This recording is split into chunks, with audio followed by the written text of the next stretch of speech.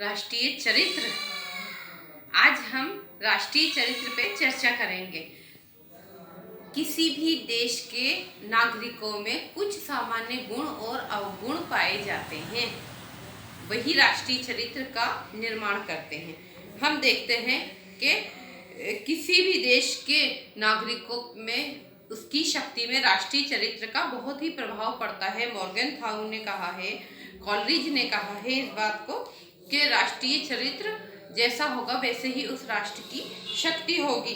Coleridge ने ये कहा है कि प्रत्येक देश के नागरिकों में जो सामान्य गुण और अवगुण पाए जाते हैं वही राष्ट्रीय चरित्र है। राष्ट्रीय चरित्र इस बात पे निर्भर करता है कि किसी एक राष्ट्र के नागरिकों में अपने राष्ट्र के प्रति कितना सम्मान है, वो कानूनों का कितना आदर करते हैं, उनकी कितनी निष्ठा है कानूनों के प्रति, कितनी बलिदान और त्याग की भावनाएं हैं। ये सब राष्ट्रीय चरित्र का निर्माण करती हैं।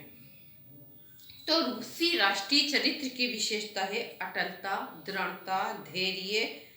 और इसी के आधार पर सेंट पीटर्सबर्ग में जो 1825 में बाढ़ आई थी, उसकी रक्षा करने वाले प्रहरी उसमें बह गए लेकिन अपने स्थान से नहीं हटे और अपने अटलता, धैर्य, निष्ठा और अडिग दृढ़ संकल्प के कारण, अटलता के कारण ही सैकड़ों मील तक जब नाजी सैनिक अंदर घुस आए थे तो उन्होंने उनको हटाने में सफलता हासिल की।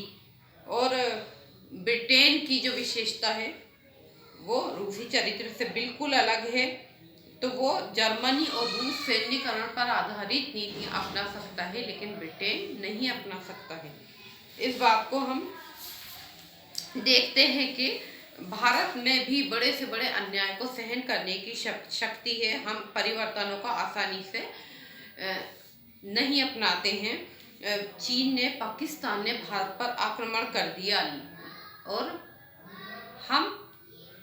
हमें बहुत ही शर्मिंदगी उस टाइम झेलनी पड़ी। उसकी वजह थी कि भारतीय जनता में उदासीनता, सामंजस्य, सहिष्णुता की भावना थी, शांतिपूर्ण से अस्तित्ववादी नीति थी, वसुधैव कुटुंबकम की नीति हम अपनाते थे, अहिंसा की नीति में विश्वास करते थे और फूट सामाजिक विषमता भारतीय चरित्र की विशेषताएं हैं जिससे हमें हानि उठानी पड़ी है।